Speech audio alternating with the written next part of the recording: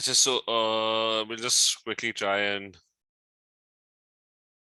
complete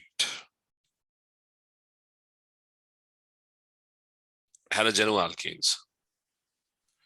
ठीक है, and halogenoalkanes is basically I'm assuming we haven't done this. Halogenoalkanes is any alkane, any carbon chain that's got a Cl attached to it.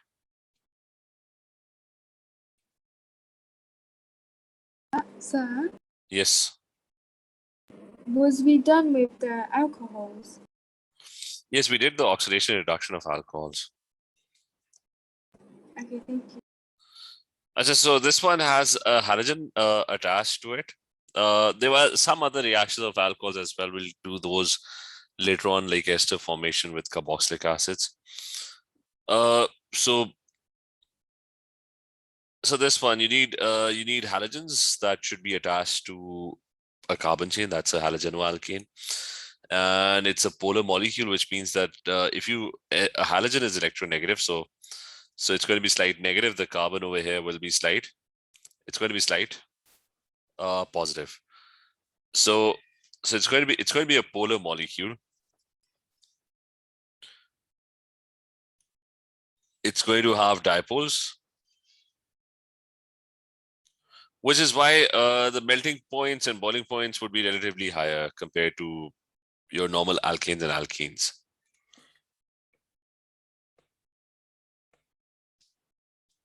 So these are higher in comparison to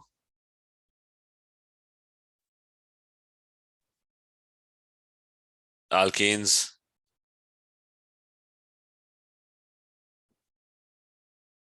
and alkenes. That's the first thing. So then you also have another thing, which is that that they're not going to be very soluble in water.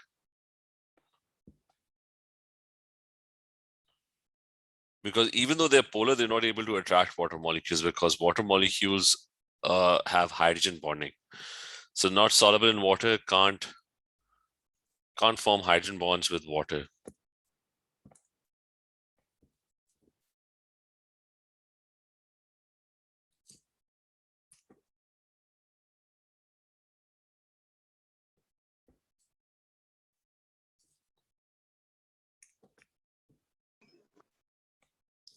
With water.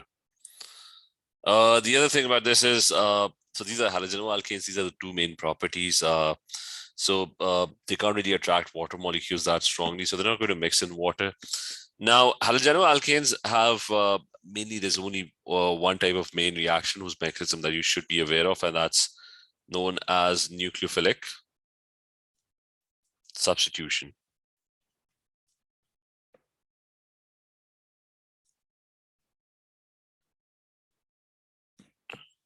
Now, nucleophilic substitution is that whenever you have a halogenoalkane with any halogen in the carbon chain,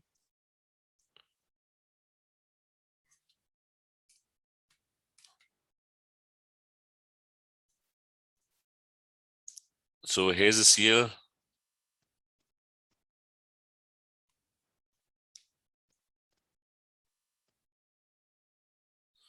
What's going to happen is there are going to be three different reactions. So three totally different reactions with three different nucleophiles. The first one is with an OH -1 nucleophile. So for this reaction, I mean, the reactions, the mechanisms are exactly the same. That's an OH -1 nucleophile. The conditions that are needed for this particular reaction are that you need NaOH aqueous and reflux.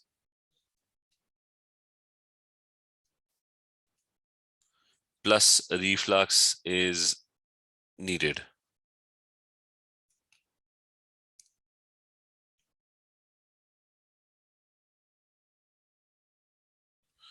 And what's going to happen is that the Cl over here is going to get substituted by the OH ion.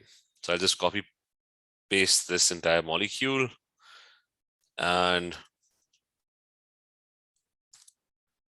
the Cl over here is going to get substituted by an OH -1 nucleophile.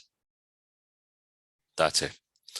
The second and the third reactions are also exactly the same, except for the fact that instead of OH, you're going to have some other substance over here. And same applies to this one.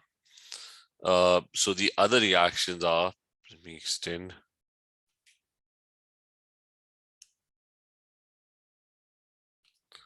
So the other two reactions are, you can have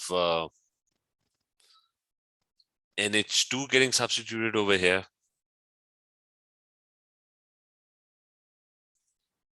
That happens when you have ammonia as the nucleophile. And the conditions for this reaction are, you need ethanolic ammonia, which means ethanol is the solvent plus reflux. Or the other option is you heat with ammonia at high pressures in a sealed container.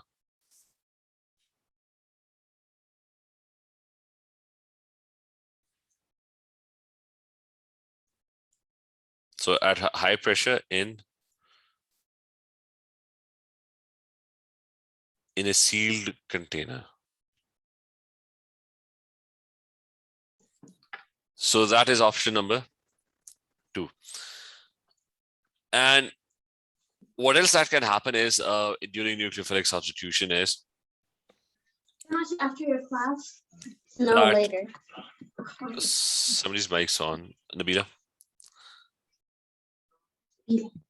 So what else that can happen is you can have, so NH3 is one nucleophile. And the third option is you can have CN getting substituted. So the Cl can get substituted by a CN. And in that case, the conditions are, you need NaCN, ethanolic,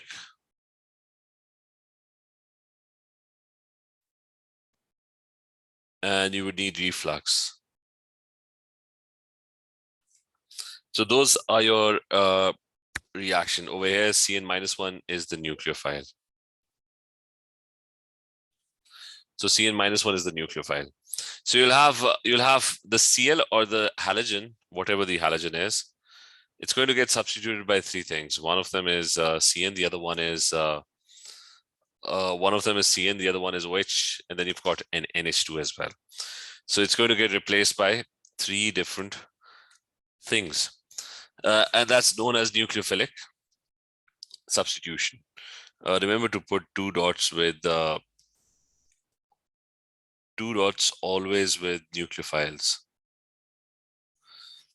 So the thing is, how does this reaction happen? The reaction is simple. Wherever you see a halogen, just get it, replace it with any of the nucleophiles, or OH or NH3 or CN-1, and the conditions are also given. So the reaction is kind of simple. We will move on to the mechanism of the reaction. The reaction has 2 mechanisms. One of them is known as the SN2 mechanism.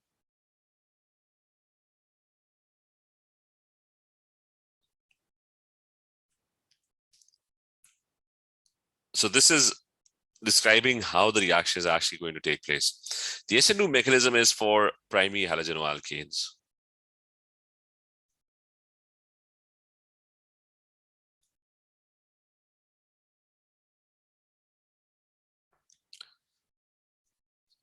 So the first question is, what is a primary halogenoalkane? A primary halogenoalkane is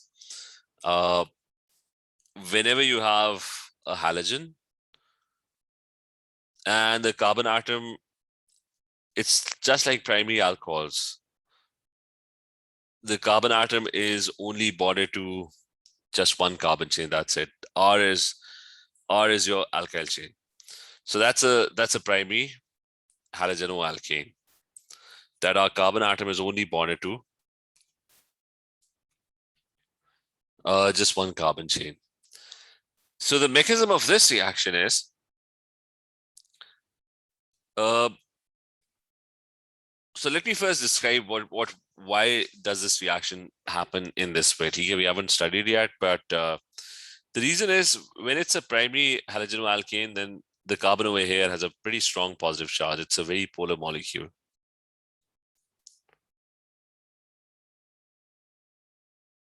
So this one is highly polar. So the question is, why is it so highly polar? The reason is that this carbon atom is not surrounded by large groups. I mean, it's got hydrogens on both sides. So the Cl is trying to pull electrons. I mean, Cl is electronegative, so Cl tries to pull electrons. So the electrons, the bond was polar, but the thing is that carbon is not surrounded by large groups. It's not surrounded by any carbon chains. So the positive charge is really strong, because if it was surrounded by large groups, if there was, I mean, if you think of this way, that if it was surrounded by really large groups, you had a CH3 group over here, and you had a carbon chain on this side, and you had another carbon chain on this side. In that case, the carbon positive would not be that positive in the first place. Why? Because you got electrons over here, you got electrons over here, you got electrons over here. So the electrons would have been pulled towards the positive charge, and the positive charge would have been kind of lesser. It would have been a smaller positive charge because it was surrounded by very large groups.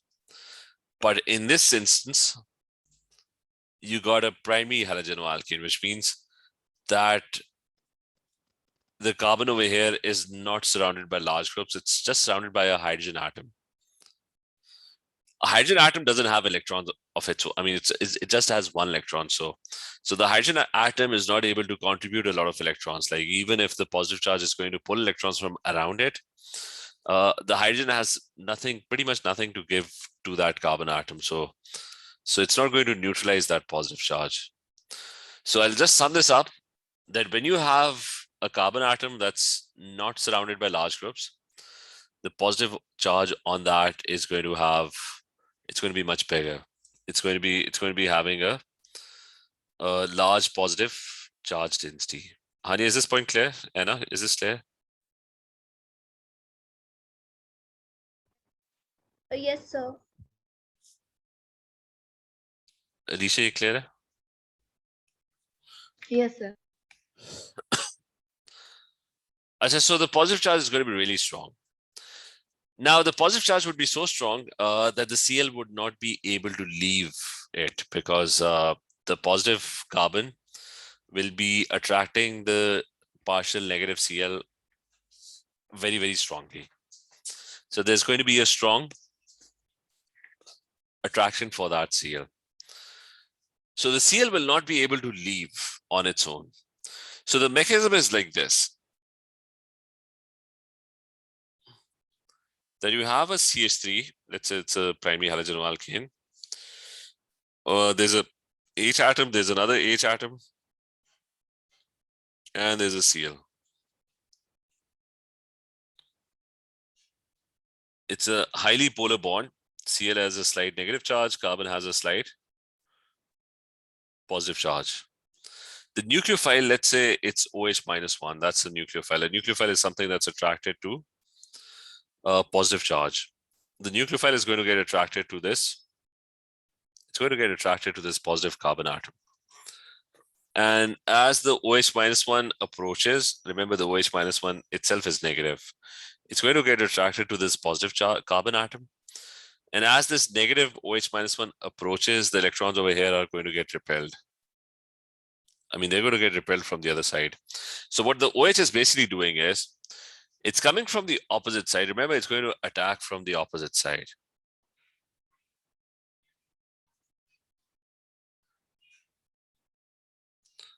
So it attacks from the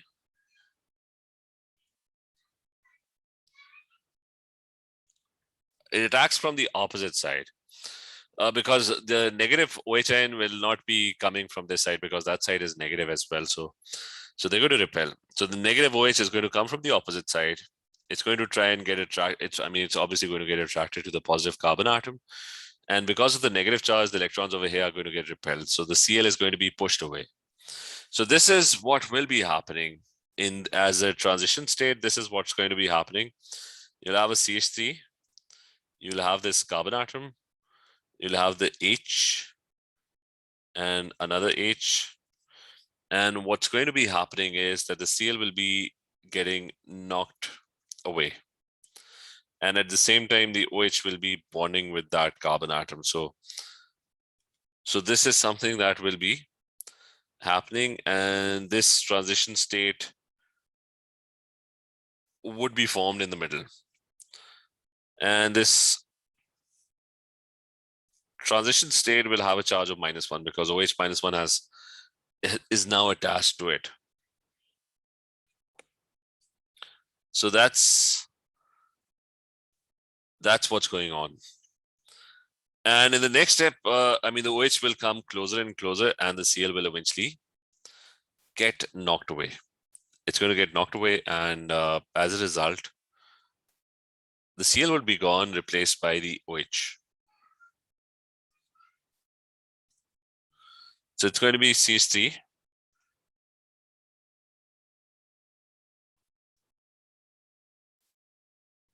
And the C is now bonded to OH. And the Cl -1 has now been knocked away. And that's your entire reaction in this case. So is this clear? It's a simple mechanism. The nucleophile, and the nucleophile could be any three of the nucleophiles. You could have Cn -1 that would do the same thing like Cn. And remember, if you draw the Cn -1, then the lone pairs are on C, not on N. And you could have NH3. So the same exact mechanism would be followed by NH3 as well. The NH3 would bring its lone pairs, get attracted to the carbon atom, and the Cl will get pushed away. And the N will go and bond with it. Same is the case with Cn. The C will come close to it and bond with this carbon atom, and that's it. And the Cl will get pushed away. So is this point clear? Yes, sir. Yes, sir. So now the thing is that it's got a large positive. And also remember that why is the OH -1 attacking it? Because the carbon has a pretty strong positive charge. Now that's SN2 mechanism. That's only for primary halogenoalkanes. Be careful when you're drawing this. I mean, remember the OH is going to attack from the opposite side. Now the other thing is, let's talk about the SN1 mechanism. S stands for substitution, and this is nucleophilic. So N stands for nucleophilic. And we're going to discuss what 1 and 2 means. So SN1 mechanism is for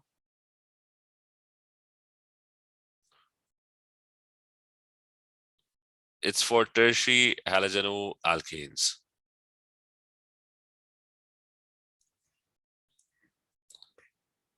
Now, what happens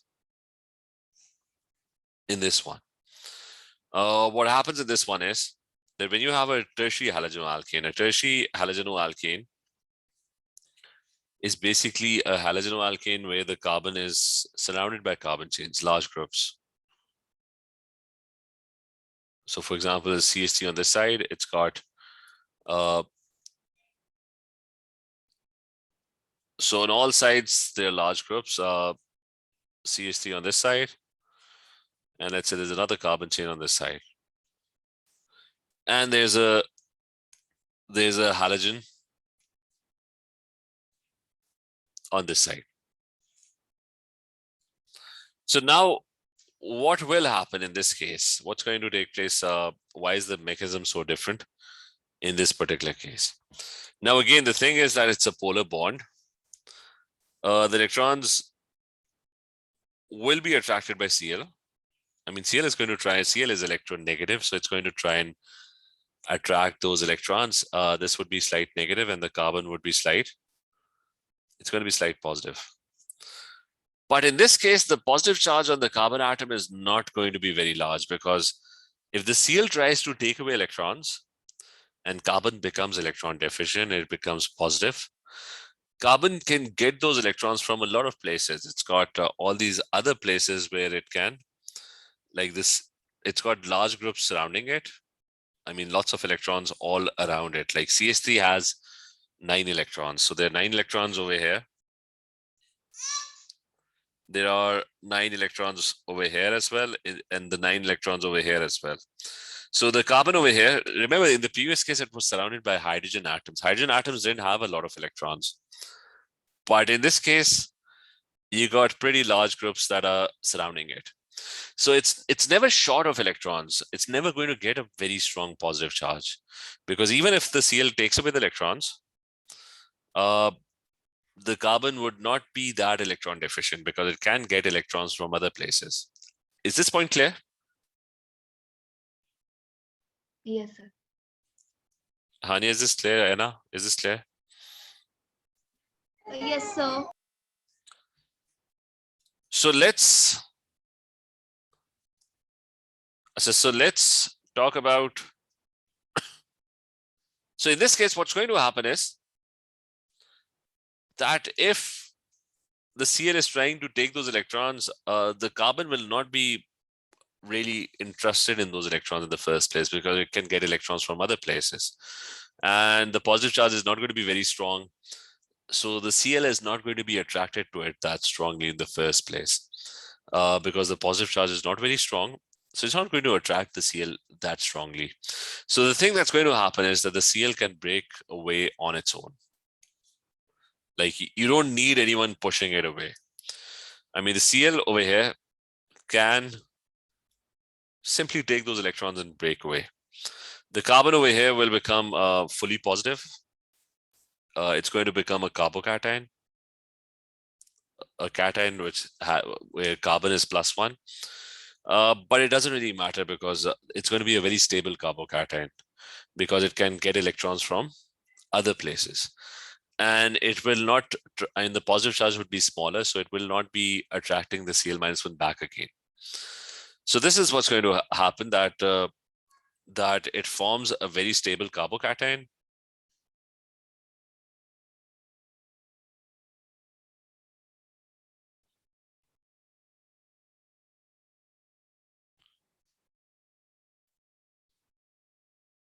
Is formed with very low, with lesser positive charge density.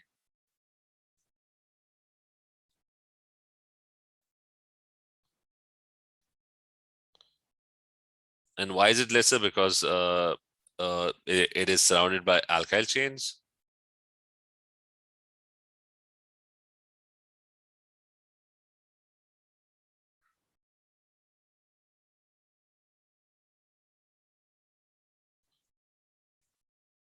So it's surrounded by alkyl chains, which have electron donating effect because they have too many electrons. So which have electron donating.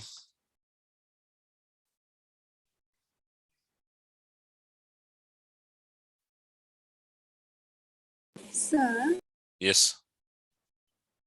I don't understand how you see how chlorine gets its electrons. Yeah. It's already a negative charge, so why would it need more electrons? Nee, which one? Like it's already This chlorine? yeah. Remember, chlorine has a tendency to actually gain electrons. Like, I mean, previously it was just slight negative. It was just trying to pull those electrons. Chlorine wants to gain electrons. Chlorine is very electronegative. Over here, chlorine is able to gain those electrons because carbon is not really interested in those electrons. Like these electrons over here, carbon is not that interested in those electrons. But why? Because even if chlorine is able to get those electrons, carbon can get electrons from other places. So the positive charge that's on this carbon atom is not very strong. So the positive charge is not going to try and pull those electrons back. Do you get the point? Yeah, thank you. Like in the previous case, you had, let's say this one forms a carbocation. So why would it not form a carbocation? The reason is that if a primary halogenoalkane manages to form a carbocation in the first place, and this carbon becomes fully positive and the Cl-1 breaks off. Now, the thing is that this is going to be a very strong, now this one is going to be a very strong positive. It's going to be a very strong positive carbon. And since it's going to be a very strong positive carbon, because it's not surrounded by alkyl chains, it's not got a lot of electrons around it. So the positive charge is going to be really strong. So it's not going to allow the Cl to take away those electrons. It's going to pull that Cl back or pull those electrons back. Hani, is this point clear?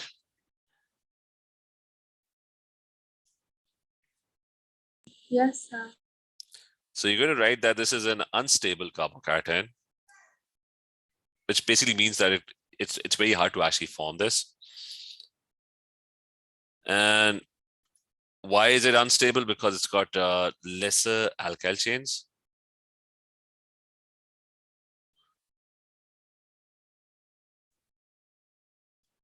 So it's got lesser electron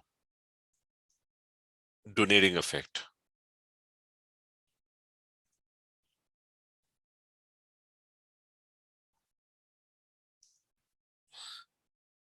Hence, the positive charge density is really high. So in this case, you need the OH -1, you need the nuclear, because the Cl is not breaking away. The positive charge is so strong that the Cl electrons are getting attracted to the positive carbon atom over here. So in this case, what you need is you need a nucleophile that's going to come in and that's going to push those electrons away. You need some, instead of Cl attracting those electrons, you need the OH ions to actually come in, bring its electrons so that carbon can get those electrons from OH, and carbon will be less interested in these electrons. These electrons over here will repel these electrons over here. So the OH electrons are going to repel the Cl electrons, and that is how the Cl -1 will break off. So that is how primary halogenoalkanes work. But when it comes to tertiary halogenoalkanes, let's draw the mechanism. Remember, tertiary halogenoalkanes, it's a lot easier for them to form the carbocation because it's a very stable carbocation. So tertiary halogenoalkanes would work this way.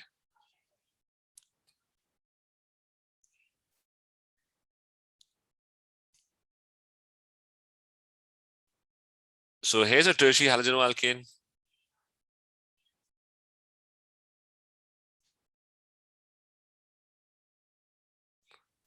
And you have a Cl here. Remember, in this case, the positive charge on the carbon is not very strong. So it's not going to attract even the nucleophiles in the first place. The first step is the Cl will break off and it leaves, leaving behind a very stable carbocation. And we just discussed why it's very stable.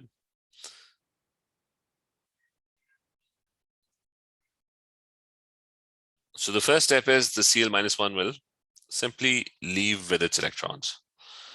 And the carbon over here will become a carbocation. That's the first step. The second step is, once a carbocation is formed and let's say you have a very high concentration of OH -1 nucleophiles, or any nucleophile, like it could be the Cn -1 nucleophile or the NH3 nucleophile, any of them. Remember, there are 3 reactions. So the electrons from the OH -1 are going to come in. For that, you need a high concentration of OH -1, and they're going to come in and they're going to attach themselves to the carbocation, which is why. So that's how substitution will happen.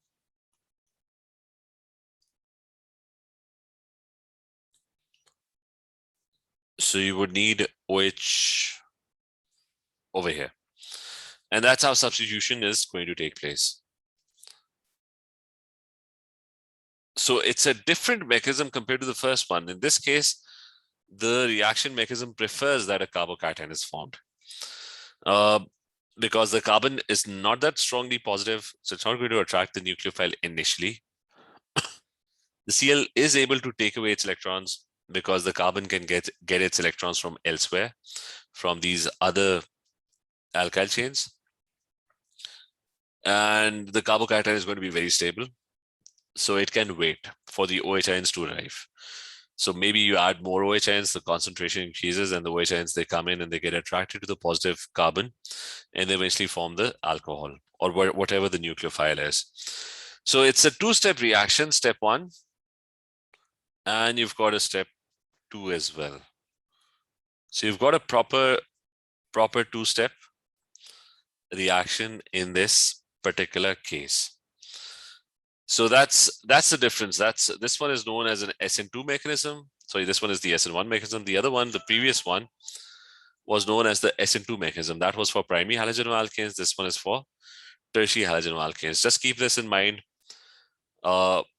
In primary, the OH-1 has to come in, and then the Cl electrons get knocked away, and the Cl gets knocked eventually out of the molecule, and the OH takes its place. This one is a one-step reaction.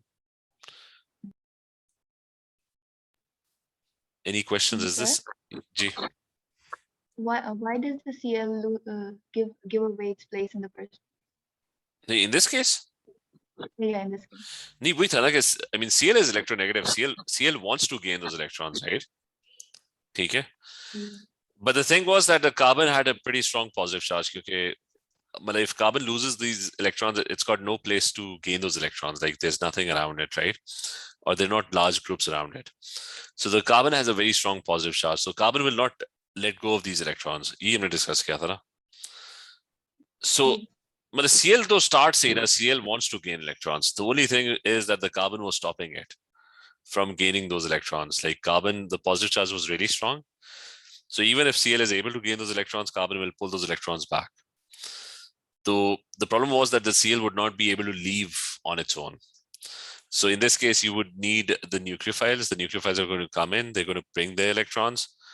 So if the OH-1 gets attracted to this positive carbon atom, the electrons over here are going to get repelled, and the Cl will be able to gain those electrons. Okay, Alicia, is this clear? Yes, sir. Yeah, thank you. And you have to remember, they're going to ask you this a lot about the reason, and this is exactly the reason that you're going to quote this one. They're going to ask you why does it follow the SN2 mechanism? That's what you're going to state is that it can't form a carbocation. It's got a very unstable carbocation.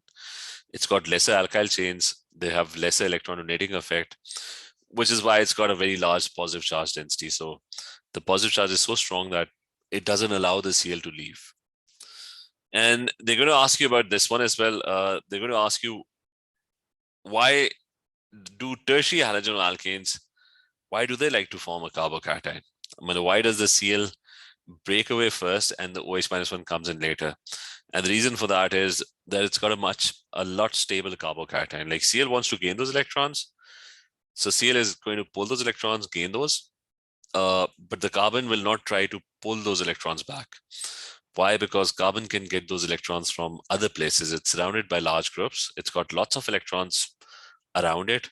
So even if Cl takes those electrons, carbon would not be really interested in those electrons. It can find electrons from other places. So which is why it likes to form a carbocation. Tertiary carbocations are very stable. So which is why you get two different mechanisms. So is this clear? Yes.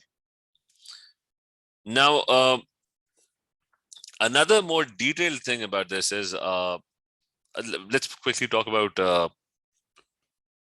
SN1, SN2. Like what's S stands for substitution, N stands for nucleophilic. But what does one mean? Now, in this reaction, the mechanism that you have in front of you, you've got a slow step. I mean, the first one is a slow step. And the second one is considered to be a fast step. It's a two-step reaction. And this thing actually forms. This is known as a carbocation intermediate.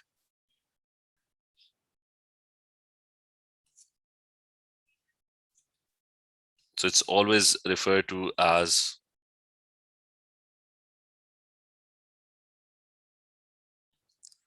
a carbocation intermediate. So now the question is, why do you call it one? What's with the one? The one is that the rate of reaction is usually dependent on the reactants. Now you've got two reactants in this case. You've got if I you've got a halogenoalkane, which is a carbon with 3 alkyl chains, and it's got a Cl attached to it. So the rate of reactions are usually dependent on both reactants. You've got 2 reactants. The OH minus 1 is the nucleophile, and you've got a halogenoalkanes. There's a halogenoalkane that's basically reacting with an OH minus 1. Now the thing is, you call it 1 because the rate in this case is not dependent on the OH minus 1. Remember, you've got 2 reactants, and what you've studied in O-levels is that you increase the concentration of the reactants, the speed of the reaction is going to increase. You have a higher concentration of reactants, there's going to be more collisions, and you get a faster reaction, but not in the case of OH minus 1. And the reason is this. Let's give this value. Let's say this one is taking 100 seconds. And that's your slow step. And the other step is taking 1 second. So you've got 2 steps. One of them is slow and the other one is fast. Now, so now the thing is that the total time for the reaction is at the moment 101 seconds. Like it requires the first step. As the reason the first step is slow is because it's going to take some time, like the Cl breaking off on its own. It's going to be time consuming. It's going to take time. But this would be kind of fast. You've got a positive ion, you've got a negative ion. They're going to combine or join together almost immediately. So that is going to be very quick. So the total time for the reaction is 101 seconds. Now remember, if I increase the OH ion concentration, step number 2 will speed up. Now listen to this very carefully. That if I increase the OH ion concentration, nothing would happen to the step. I mean, OH has nothing to do in step number 1. It's not even there. OH ions only appear once you have a carbocation. The OH ions get attracted to the carbocation. So they're only involved in step number 2. So let's say I increase the OH ion concentration by 1,000,000 times. And step number 2 becomes really fast. So let's say its time decreases from 1 second to 1 microsecond or 1 nanoseconds. Like it becomes really, really fast. The overall speed of the reaction is hardly affected. Like, I mean, you increasing this speed will have no or almost negligible effect on the overall speed of the reaction. No matter how much you increase the OH ion concentration, no matter how much you increase the speed of the second step, the overall speed of the reaction would hardly change because it's going to go from 101 seconds to 100.0, let's say 0.001 seconds. Like, let's say this reaction speeds up. And now it's taking 0.001 seconds. So what difference did that make? Almost no difference. The time taken is almost the same. Is this point clear? Yes. So, I mean, the one comes from this one, that the rate of the reaction is not dependent on OH minus 1. You keep on changing OH minus 1, you keep on speeding up the step that is already fast. It's like a relay race. The 4 runners running. So, I mean, the one who's running fast, you keep on increasing that speed. That will not affect the overall speed of the team. You need to change the slow step. That's the one that's going to change the rate of the reaction. So the rate is only dependent on halogenoalkane. Like you change the concentration, you get more collisions. More collision means that a faster reaction because the Cl will break off during collisions. So if the slow step increases to, it speeds up and increases to 50 seconds. The time decreases to 50 seconds. Then overall, your rate has all of a sudden almost doubled. It went from 101 seconds to 51 seconds. So this step doesn't really matter in the speed of the reaction. That's where 1 is coming from. So a rate depends on only one reactant.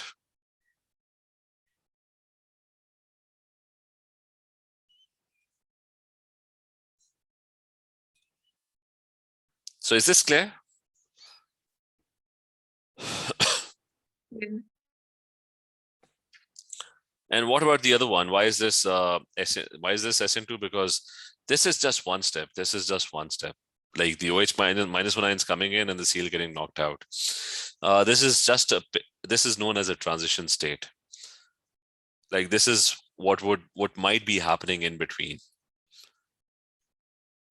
So the OH ions are coming in and the Cl getting knocked out.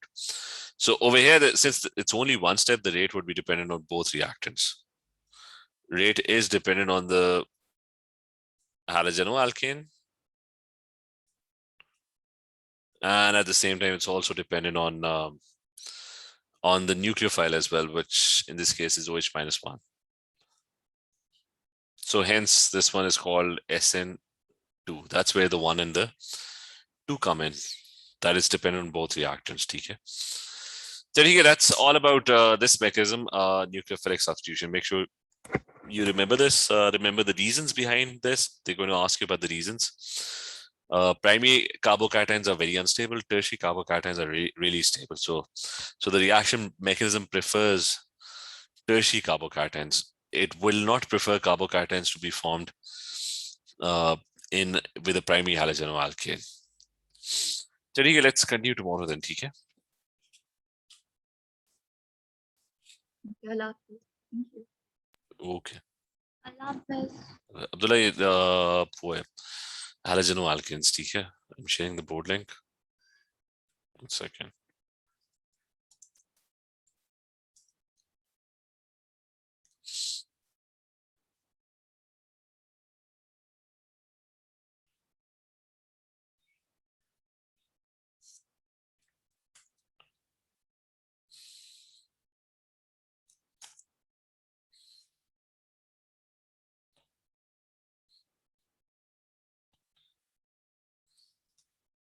Thank you, sir. Okay, Allah Hafiz.